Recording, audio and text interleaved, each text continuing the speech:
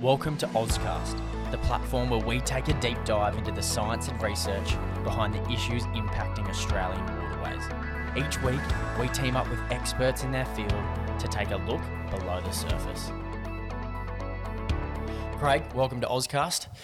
I would say welcome, but you have been on before. We've spoken a great chat about fish screens, screening technology, and of course you can head back into the archives to listen to that episode. But we're going to talk about something a little bit different today. We're going to become a little bit more localised, I guess you could say. We often talk about issues all across Australia. We talk about fish screening technology. We talk about impoundments, cold water pollution, riparian, and that affects, the whole country nearly, certainly the whole of the Murray-Darling Basin, which goes through multiple different states. Today, we're reining that in a little bit. We're going to come into, I guess, an area that's called the Hunter, the Hunter area, particularly Newcastle, the Hunter River there, and a place that we're both from. We're both sitting today, and I guess it's the story of the Hexham swamp.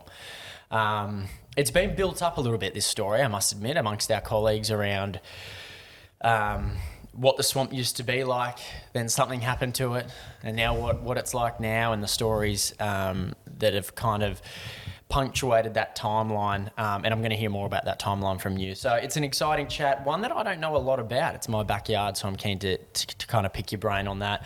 But firstly, I guess Newcastle. Let's touch on Newcastle for a little bit. Probably not considered a major kind of recreational fishing haven in comparison to other areas. Obviously, you've got Lake Macquarie, which is fantastic, but that Hunter River is home to many big mulloway and things like that. But the other, it's probably one that's skipped in terms of the conversation of, we've got Coffs Harbour, which is kind of the meet point of the warm and the cold water. You've got the big snapper that come up there. You still have your northern species sometimes come down there. Then you go down to the southern bluefin tuna grounds all the way down south. And I feel as though sometimes that central coast region, it's probably skipped a little bit. What are your thoughts on Newcastle as a whole, as a fishery? We've got one river coming with the biggest lake. Where do you sit on that in your research? Yeah, well, firstly, thanks for having me back. It's good to be. It was a struggle to invite you back. Just I mustn't have done too badly. Newcastle. What's Newcastle known for? It's coal. It's coal. It's steel. It's like it's the biggest coal port, exporting coal port in the southern hemisphere. Yeah. It's a working port, and it's also the 8th largest city when you compare it to in Australia, when you combine it with Maitland. So it's highly populated. But a lot of people don't realise, and that's including people like us that live within Newcastle, is there's a little gem of an ecosystem that happens there in the Lower Hunter. Like when you look at, we've actually got Ramsar listed and recognised internationally significant wetland systems right under our nose. What's that mean? For someone who's never heard that and that grading system or whatever it might be, let's dive into that. So Ramsar listing really basically just recognises those wetland systems that are of international importance. So when you look at something like Hexham Swamp in combination with Tomago and Ash Island forms part of the Lower Hunter National Park. Now that system is recognised internationally as important. Why? Well, it's not only important for as a nursery for fish and crustaceans, which we'll talk about, but it's also really important for migratory seabirds. So we've got birds that will fly over from Russia every year just to nest in the salt marsh of the Lower Hunter National Park. So because of that, it's afforded Ramsar recognition, which gives it a greater level of protection internationally. I love discovering things. I've lived here for 20 odd years. You'd be similar. I know you started your career down in Sydney, but I love finding out things about the place you live that you just had no idea about. Where it be a little fishing hole all the way through to the fact we have Russian birds flying over to nest in particular wetlands. I guess that's what makes these conversations so interesting. And there'd be stories like that all across Australia. Yeah. And look, it's when I moved to the area myself, I didn't know about Hexham Swamp. So it's easy to miss it. It's easy to just be driving along that freeway to the Pacific Highway, driving past the big Mozzie. The big there mosquito. at Hexham. But, you turn your eyes left and you have a look, you got the mighty Hunter River on one side, but you look and it just looks like desolate sort of pasture, grassland, bit industrial, there's coal trains that go through there. So it doesn't look like much. And you don't really get an appreciation of just how important that habitat is. And, having been fortunate enough to be able to be involved in a project where I've been running research for quite some years there, it's not only opened my eyes to just how important an ecosystem that area is, but I've learnt things about just how important it is, going back thousands of years to our First Nations people. It's an incredible area. Have you done a lot of reading on that in your time around what this area used to be like and was significant for back then? I know you mentioned at the outset that, we're known for our blue collar, BHP, the coal port, and maybe the university. I think it's in the top 200. That's kind of the story now. Do you know anything about what it was like previously? Yeah, so look, if we go thousands of years ago to our, when the local Awabakal people used to inhabit the area, and even the Warramai, north of the Hunter River, areas like Hexham Swamp and the other wetland systems in Lower Hunter were really important places of ceremony, of traditional practices. Hexham Swamp itself, you might not know, is one of the few remaining undisturbed Aboriginal burial grounds in New South Wales. So hugely important. It's actually got areas there that are connected through song lines to other important cultural sites throughout the Hunter. And that importance has really been recognised. Even, I think it was only about 12 months ago, Hexham Swamp itself was recognised by the New South Wales government as an Aboriginal place. So that was important because that affords it greater protections like a national park. It's one of 7, I suppose, areas within Newcastle that's been allowed dual naming, right? So that it has both a European name and a traditional Aboriginal name. So Hexham Swamp's known as Burrunganbeen, and even the Hunter River, Coquin is the Aboriginal term meaning fresh water, and those two systems are connected by Ironbark Creek, which we'll talk about. It features in this story today. Durrumbung is the traditional name for that system. It seems to be a common trend. Talking to in episode 2, I believe it is, with Martin Mallon Cooper, who's giving anecdotes about the time that he discovered the First Nations fish traps in his time, and he's discovered a few of them, or was there when he analysed how they worked, and he basically painted a picture that he'd spent decades studying university, studying engineering, hydrodynamics, all infrastructure and how it all works, science, biology, what fish do, what they need. Yet they achieved all that well before any technology was around 60,000 years ago. And when he was discovering these fish traps and kind of breaking them down, how they work, they were working the same as the ones that he'd been spending millions of dollars on. And I found that so fascinating. And I think I draw comparisons to a place like Hexham Swamp. If it was so significant for the First Nations people all those years ago, then it would have had to have had some, I guess, element of productivity for their way of living, which is living off the land. So, it's no surprise when you kind of say those few things that clearly, I think in this story, we're going to get to a resolution of the fact that Hexham Swamp is just a rich area full of, where it be seabirds, crustaceans, fish that just feeds the productivity for this area. Is that kind of where we're going? That's right. And look, you're 100% right. And so important and culturally significant, but also, the Wabakal recognised it as a huge source of productivity and food, So, that hasn't changed. And all we do is we, I suppose, move thousands of years into the future, and that same productivity is being recognised by commercial fishers in the area. Yeah. So I guess let's dive into the story. So from my understanding, we've got this area of productivity. Then there was a monumental event, which were the installation of floodgates or gating it, which completely altered the success of that area. And then since then, they've been opened and closed, which has given us good insight into the effect of what floodgates can do on a particular fishery. Let's go back to the start, I guess. Let's go back to when you were first introduced as this from a project perspective, from an academic perspective, and then let's work our way through. When was the word Hexham Swamp first thrown at you?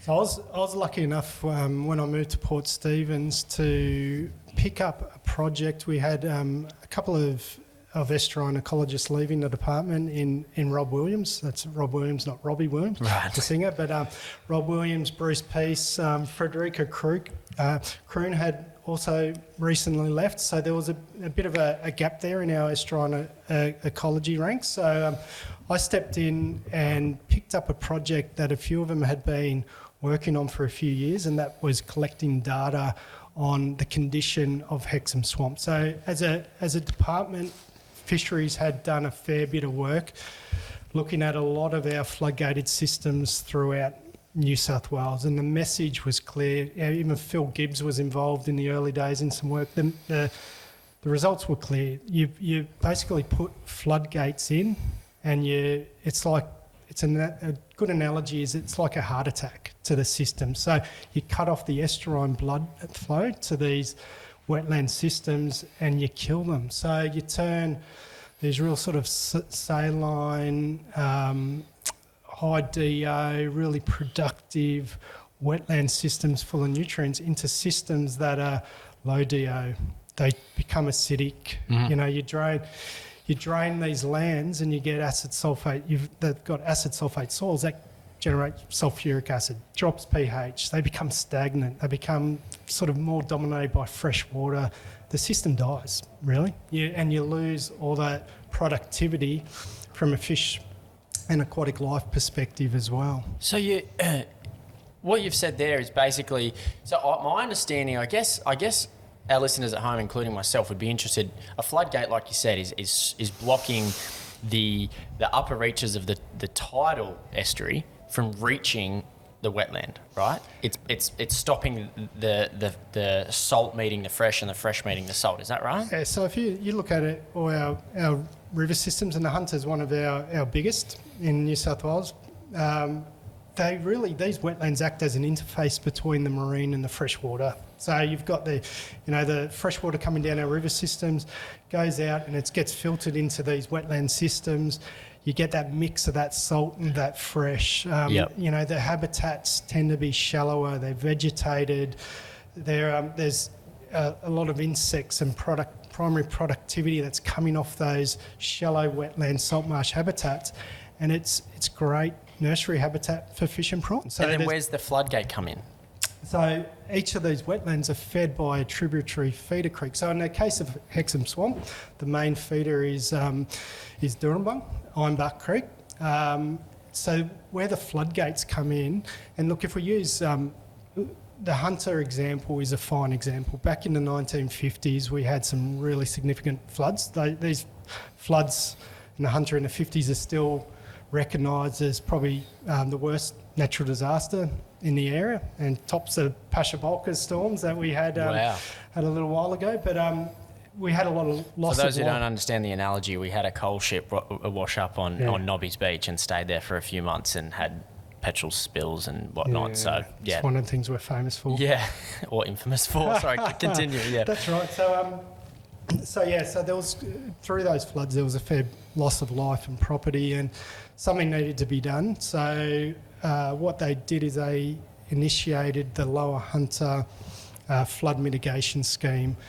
And that involved installing about 280 floodgates on these entry to these wetland systems. It involved putting levee banks up and putting pipelines draining wetlands, all with the purpose of protecting life and property. So when those floods did come down the Hunter River, they wouldn't flow out anymore into those wetland systems. They would continue going through. Yeah. So the idea is that they're not coming down and then going out, they're going all the way out to sea. That's the theory. That's exactly right. So the major problem with that is they never opened the floodgates. So what would happen is the floodgates were they were one way. So they would actually open up as water drained off the wetland system. So if you got rainfall events that flooded on the land, they would drain out. But as the tides came up, the tide couldn't push back into those creeks and into the wetlands. So you end up draining them. It may seem like you end up with more land that you can then, graze cows on, and that's what a lot of this land became, low productive cow pasture. The urban fringe started pushing into some of these systems as well. And but really it's disconnected from the estuary. So the land is turned over from this transient zone between river and the marine, with all the benefits that can provide for aquatic life, and then flow onto the fisheries productivity. It's turned over to terrestrial degraded land. We've spoken previously, and I've done so with a few of your colleagues too, around river infrastructure, right? And the correct, the correct way to build a weir, the correct way to build an impoundment, et cetera, et cetera. There's all these ways. There's all these failures that we've had in our past.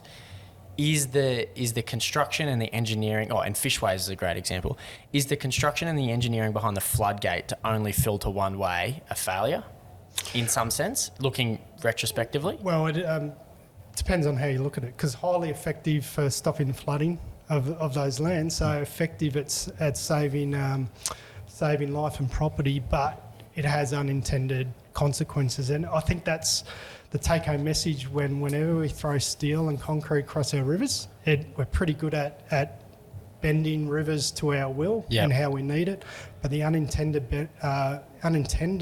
impacts of that is it affects the ecology of the system. Wow.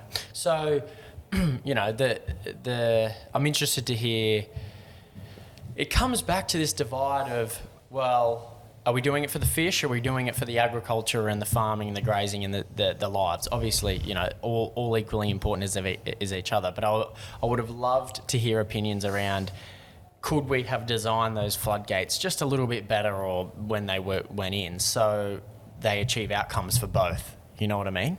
And it's not just this one way, we're only doing it for this. Had we done it a little bit different, then the productivity, and we might not even be doing this podcast right now because there was never an issue. You know where I'm getting up there? Yeah, that's where we're at now. So we're looking at, we recognise that we've changed our environments, our rivers, our coastal wetlands so significantly. We've populated these areas. There's no going back to where it was. And, it's unrealistic to think that. But what we can do is we can actually engineer, to a degree, our way out of trouble. We can be smarter how we design and operate structures. So, when you look at floodgates, and we'll talk about what they did at Hexham, it wasn't removing the floodgates. It was purely operating them in a different way. That still protects the Newcastle region and the city, and you don't have those unintended impacts from flooding, but it also benefits the ecology of the system. I know from being an overcasterian that floods are quite common, and I probably use that term a little bit loosely. Obviously the one that you're referring to there was lives lost and it was massive, huge. But floods in our part of the world, particularly for me, usually result in a really good time for fishing, in particularly the Hunter, in Lake Macquarie and surrounding tributaries. My understanding of a flood, in terms of why that's beneficial, is it comes down, this is pre-floodgate, heads up all these tributaries onto the land, sits there for a while, and then basically when it recedes, brings all this nutrients and bait and food and productivity with it, which then gets pushed down the line, and then fish like your mulloway, which, there's been research around, those that have a good food supply of prawns tend to be in better shape, and they're obviously coming from the wetlands. And I know first-hand experience from being an angler in the area that once we have a good period of rain, the months after that are fantastic fishing. And the seasons after that turn out to be pretty good too. So would you say that one bad event was probably, led to a real reactionary kind of, we've got to do something about it, let's put these gates in just because we had one really bad flood? Yeah, look, fish are good at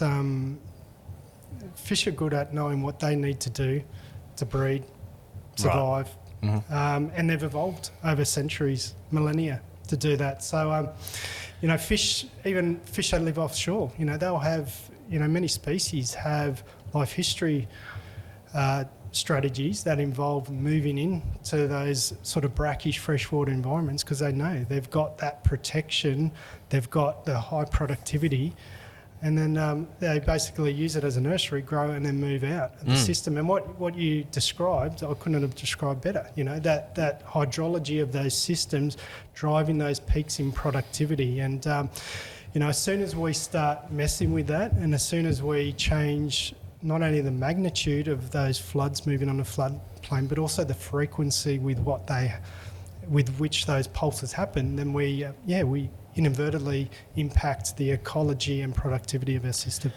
So let's go to a timeline here. When was that floodgate put in, do you know? So early 70s, I think around 71, was when Ironbark Creek, 8 floodgates got put on that system. Okay. Yeah. And looking, that was a long time before we were out there monitoring the impacts of what that may be. But, we've been lucky enough to, there are people that have experienced firsthand the rise and fall of that, of what that actually meant by putting those floodgates in.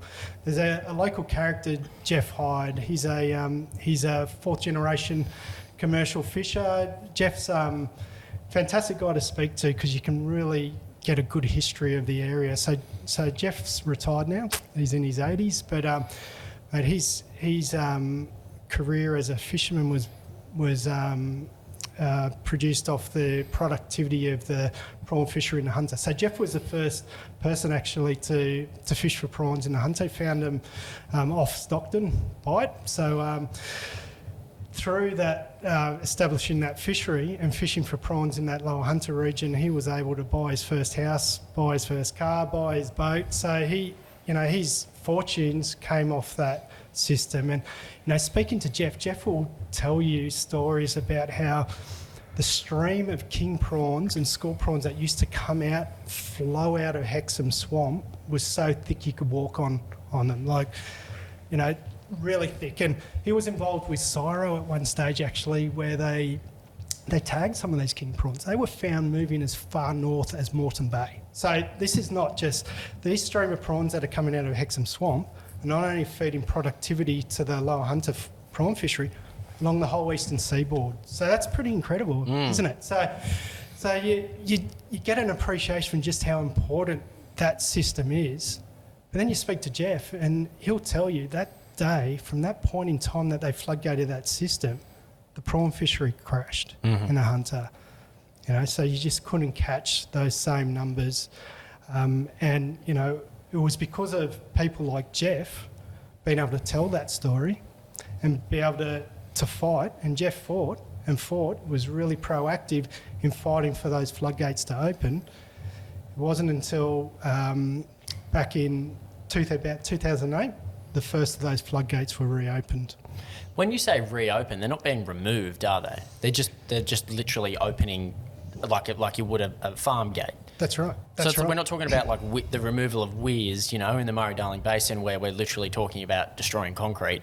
We're talking about opening a gate. That's right. So those gates still they're still important in stopping the areas of Newcastle flooding in peak floods. But they're a gate. Why can't they open and close and open and close? That's right, they do. So how they're operated now, and this is controlled by an operation and management plan, but they stay open to a degree. I think it's that they can only open a maximum 70 to 80%. That's how much these gates can open. You can't physically lift them anymore, but all 8 gates are open now.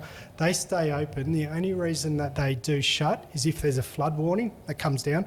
They'll temporarily shut them to basically stop flooding, really big flooding through that Hexham swamp area. But other than that, they then need to be reopened as soon as that flood warning has passed. And that was 2008 when that kind of really... They did in a stage, so they opened in a staged manner. So the first gates were opened in 2008. They only opened one gate.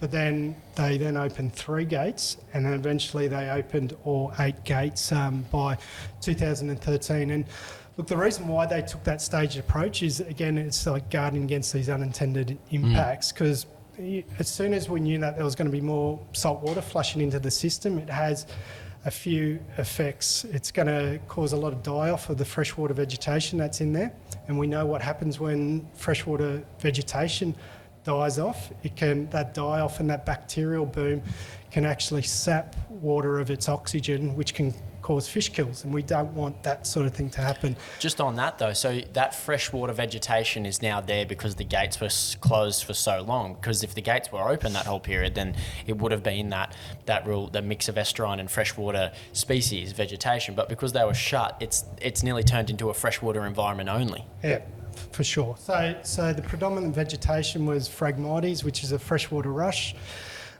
Picture going through the Everglades when they're on those airboats and they're going through those rushes, similar stuff to that. So plenty of that in there. There was, water fringed by couch, grass, pasture. There was limited salt marsh being inundated on those flats, and the water was red. You know why it was red? Why? Because of you get that acid sulfate soil gets activated. It's the iron in the water, and it's basically a good sign that the water's going putrid and acidic. Right. Low DO. It smells. As that sulfuric mud becomes exposed, and the habitat was completely different once those floodgates went in. I can't help but the analogy of parting the Red Sea. It had to be said. Jeff, Noah. It's interesting to hear. So just on that point, so the reason they were staggered 1, 3 and then 8 was because for so long they had been closed, it turned into a freshwater environment, and we knew from previous areas, such as in the Basin and Indian places like that, that had we opened it instantly and all that freshwater vegetation dies, we then get a blackwater event, well, the equivalent of, results in fish kills. That's so interesting to me that we'd left it so long that we now had to do it in a staggered manner. Yeah, that's right. Otherwise, you get another consequence. Well, and that's the thing. That's the thing about flooding of floodplains. So, and this applies equally in inland in the Murray-Darling Basin. Is when these surfaces used to flood more frequently, there wasn't that opportunity for a huge build-up of leaf litter, nutrients, etc. So there was these smaller, more manageable pulses of nutrients and energy that would come into the system, which was really good. Now that we've reduced the frequency and the magnitude of those floods, this stuff builds up, so that eventually when it does hit that land, it's almost in some areas too much for the system to take. So when you look at Hexham Swamp, that die-off of freshwater vegetation was one of the issues they had to try guard against. Things like mozzies, though, too, was a concern. We saw, you drive past Hexham RSL Club and you see the big mozzie. Yep. That's because they've got those big, some of those big Hexham mozzies that occupy that land. So you don't want a huge swarm of mozzies hitting the Newcastle district because these things can travel. You also don't want Walls End flooding. So that's one of the outskirts. Sections that back onto the swamp. So we can do our best to model where we predict the water's going to flow when we start increasing or opening those floodgates. But what happens is channels start scouring, water moves in unintended areas, and there's always that risk that it goes to where we didn't predict it was going to go. Yeah. So that's really why they took that conservative staged approach, where let's just open it a little bit more, and then eventually once we have the confidence, we can open all gates. One of the things I'm interested in is once those floodgates went in, Jeff's observations, because you said the prawn fishery kind of not stopped but was reduced a lot. Then when they opened again, did he see that productivity come back up? Oh, yeah. So he did. So he can tell you stories about that rise and fall. Yeah. But we've also, by this stage, we're now out there collecting data from the swamp. So we're actually seeing that translate into our catches in nets as well. From the commercial sector? No, from our sampling as a fisheries department. So we were out there. I think we started sampling in 2004. So we're talking 2008 when the first gates started opening, and 2013 when by the time all 8 gates were open. So we'd been collecting data since 2004. So we got a really good data set of what we were catching in that system prior to those gates opening, during that staged opening, and now what it's like 19 years later. Can you speak on that data at all? Obviously, I know it's hidden in papers and things like that, but do you know any things off the top of your head around what certain catches look like now, post-opening? Yeah. So what we did there is, as researchers, without wanting to bore you too much, we used what we called a full rehabilitation or MBACI design. And what that means, effectively, is that we go and look at the change that's occurring in Hexham Swamp and Ironbark Creek once we open floodgates, and we compare that to nearby systems where we don't open the floodgates. Yeah. And then we compare that to systems across the other side of the Hunter on Ash Island that actually don't have any and have never had any floodgates. So these are tidally active systems that are inundated all the time on the rise and fall of the tide. So what that allows us to do is it allows us to, have a look at what's happening at Hexham and in Ironbark Creek, but allows us to look at what happens if you don't open a floodgate at the same time, and what happens. It gives us a point of reference to where we want to get to. So once we've set up that full rehabilitation design, what it's enabled us to do is track the trajectory of change in the fish assemblage, the fish and prawn assemblage within the swamp. So when I say the change in assemblage, what species are coming back, how more abundant or less abundant are they? So we can look at the assemblage as a whole, and look at it through using techniques like multivariate analysis.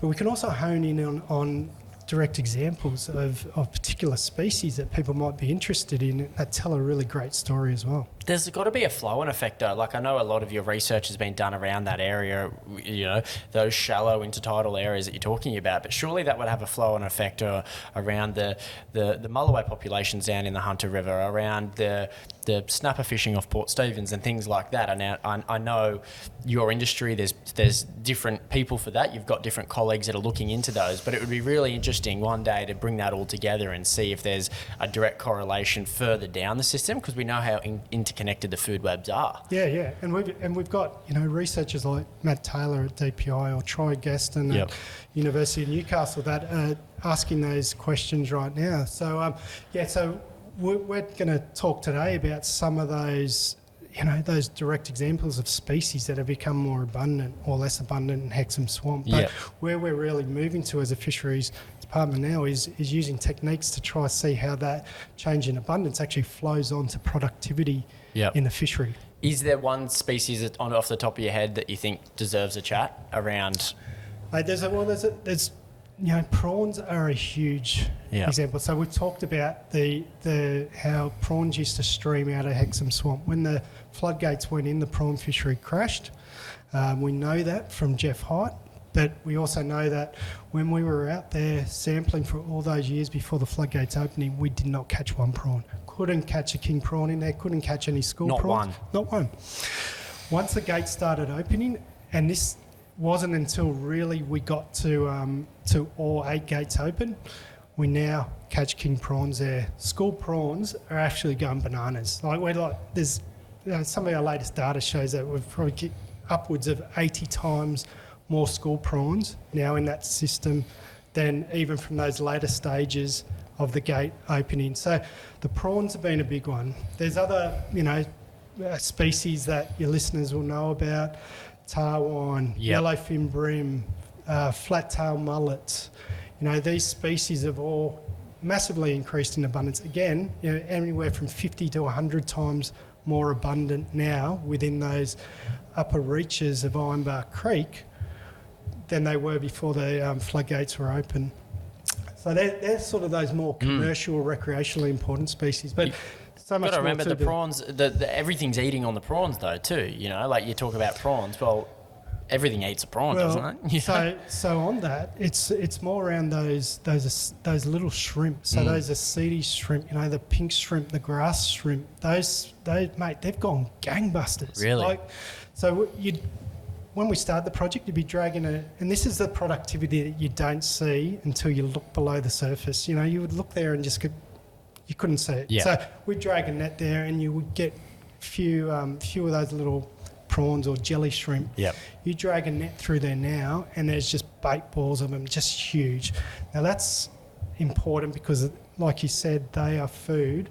They feed these juvenile fish and those juvenile prawns. So they take the nutrients that's coming out of the mangroves and the salt marsh and they convert it into energy and food for fish. So that's what makes it such a good nursery for those Just other goes species. to show the benefits that salt water has too, like mixing with the fresh. Because at the end of the day, you said it from the outset, what opening of the floodgates does is allow that mix. I think it's something that's probably, we use the word slept on, it's something that people don't understand, how important it is for those two ecosystems, fresh and salt, to merge and create that real estuarine, brackish, Yeah, that's right. And I suppose it's important to point out that what we term in ecological terms as succession, ecological succession, so that's just a fancy way of saying one system progressively changes to another.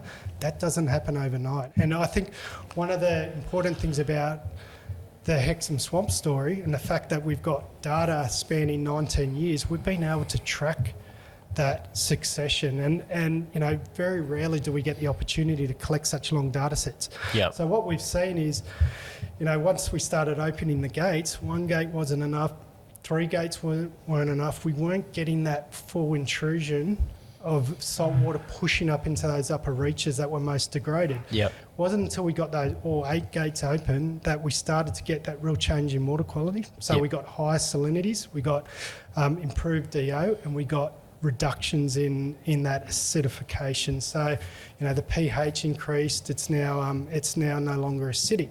Once you get those early water quality changes, what happens next? The habitat changes. So you get the die-off of that freshwater Phragmites, you get salt marsh start coming back, and you get a huge boom in mangroves, and that's what we've seen. So we've been able to observe that, both through photo points and visually. There's areas there we can't get into and sample just because of the mangroves.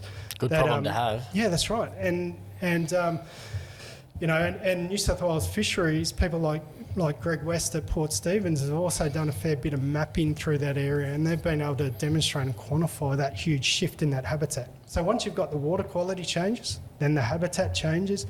The next thing is the species makeup of the area starts changing. You get fish that start moving in that can, migrate, move on to salt marsh and off, or utilise mangroves for their productivity and their protection and their refuge. So you get that whole ecosystem starts shifting, and that's what we've been able to show at Hexham Swamp. I think Jeff serves as a great example for someone who wants to make a difference, because he did obviously a lot of advocacy around the gates and shared his first-hand accounts, and then they opened. Now, you can't put it solely down to him, but I think a lot of people will probably give his work a fair bit of weight in that whole story. And it probably, I'm hoping, inspires a few other people to speak up around certain issues in their area. It doesn't have to be, swamps and salt marsh. It can be anything. To go that, if I've got a voice and I can influence people to see my point of view, then maybe something will happen. I know he was talking about the 70s and now we're talking about 2013. There was a lifetime there, but still pretty cool to think of it that way. Yeah, that's right. Jeff's a great example of an engaged fisher, and, the power of having an engaged fisher. So, sometimes these people can cut through, their messages can cut through, their stories can cut through better than a group of public servants trying to push. And there was a lot of effort and a lot of history of, various people within fisheries, within the Hunter Local Land Service, formerly the CMA, that worked really hard to get those gates open. But, standing alongside characters like Jeff made a big difference. And look, Jeff had a lot of skin in the game as well. He's, like I said, his fortunes rose and fell on the productivity of the Hexham Swamp. Well, it was a commercial fish That's them. right. Yeah, so That's right. So prawns are good for him. that's it. So really sort of, but what it does do, it shows where that, when we break it down, if we can find where that sort of common benefit is for people, whether you're a fisher, whether you're a public servant, even whether you're, a local resident at Newcastle, I think that's where, we can sit down and recognise where that common ground and that mutual benefit to be gained from, and then we can start making smarter choices about how we manage these systems. Because, Hexham's a fantastic example of what can be achieved when we know that we can restore these degraded wetland systems and what we need to do about it. But, there's 1,500 more of these sort of floodgates across New South Wales alone. There's heaps more that we can be doing. Is floodgating a common practice across the New South Wales? Like, here's me thinking, there's 8 here, that's not too many. But if there's a lot, this serves as a great example, like you said. Yeah, 100%. Look, it's really common. And look, Hexham's not the only example where we've seen what can be achieved. Like you look at Tuckiam Swamp on the Richmond, you look at Yarrahapney on the Macleay, again, good data to show what actually happens when you put floodgates on these systems, but then equally what can happen when you start opening those floodgate systems. Are they the same? Do they share the same story in terms of productive, floodgates, not productive? Yeah, 100% they do. And look, and some of our data, you touched on a bit earlier about the work of some of our researchers now in looking at how those improvements in the ecology can translate into fisheries productivity. We've got researchers like Matt Taylor that's been looking at systems like the Clarence. So we think the prawn industry is important in the Hunter. The Clarence, it's huge. Yeah. Our biggest offshore estuarine offshore prawn fishery in the state. Now, Matt did some modelling and estimations in the Clarence around, the productivity that can be gained just by opening up floodgates and allowing turning over some of those degraded coastal wetlands to productive prawn fisheries. And it's about $25,000 per hectare per year we can generate in increased productivity on that prawn fishery. 25,000, that's off salt marsh alone. Look, if you look at mangrove productivity, probably about $5,000 per hectare per year by reinstating mangrove. And you compare that to what a lot of those systems are currently used for, and that's sort of low productivity, acid sulphate affected cow pasture. And some of the earlier work done on Tuckiam Swamp would suggest probably about $90 per hectare. I've heard Tuckian's a bit of a sore example. It's not a great. I think Cassie Price, who obviously is the director of habitat programs at Ozfish, delivered a talk in and around that at the World Rec Fishing Conference, and hearing what it's going through only makes the Hexham story more positive, because we've seen successful results off the back of it. Yeah, that's right. And it makes you think, right, there's some issues we talk about in Australia I get a little bit depressed about, because it's like, well, it's not a quick fix. It's going to take a long time. But floodgates seems to be one that we can kind of start actioning right now, and we might see pretty good results over the next few years. Yeah, it is. It's like the hard point. So the hard thing we always need to grapple with is that, these are shared areas. So, these wetland systems happen to be in urbanised areas. So, there's that constant pressure between urban sprawl and reinstating these systems to their former glory. But, when we look at what can be achieved, and when we look at simple economic comparisons about, the value of the land as it is at $90 per hectare compared to $25,000 per hectare when we reinstate the flushing of it, it sort of makes those discussions and those decisions a little easier, because it's not just about restoring ecosystems, it's about really smart choices in how we can actually improve the productivity of our systems. And look, and that's talking from a commercial fishery productivity.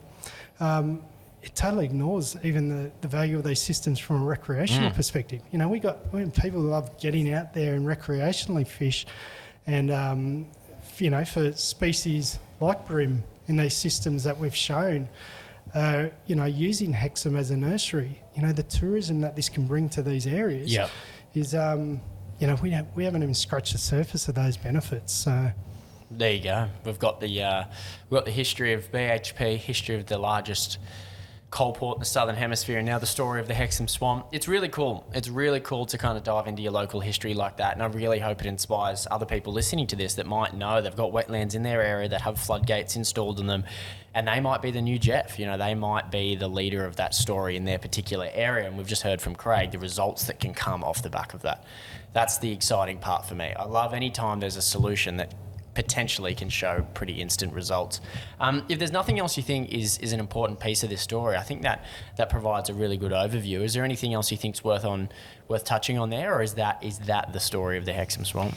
Look, I think that's the story of the Hexham Swamp continues. So we're probably down to, we'll get out there and just do a bit of a health check on it every 5 years. So there's probably more to ride on it, but we're pretty happy where it's shaping up now. And we've seen some of those clear benefits in, these recreation and commercially important species, but, also, the other ecosystem benefits that we're seeing, like species I haven't talked about, like gobies, for instance. Not many people think about the little goby species, but, they're really good indicators of ecosystem health, and, species like that are gone gangbusters.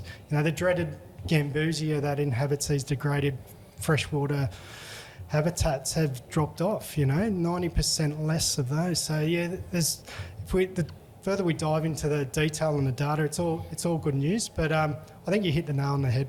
The reason why this happened is because, there was an engaged fisher that got up there and was prepared to smack the hornet's nest, and we need more fishers like Jeff to get involved and advocate for habitat restoration. Let's hope we're sitting here in a few years' time and we're doing a podcast very similar on a place like Tuckian or up in the Macleay or something like that. And more importantly, if you're listening to this and you do have a wetland near you that you think wants attention, then bring it to the public eye. Get in touch with Ozfish or Craig, whoever it may be, and just let us know. So that starts the process. But Craig, it's been a pleasure. Another great podcast. We've now done fish screens, the story of the Hexham Swamp. I'm sure we'll have you on down the track. Until then, it's been a great episode. Thanks for having me. This episode of Ozcast is proudly supported by BCF, Boating, Camping, Fishing.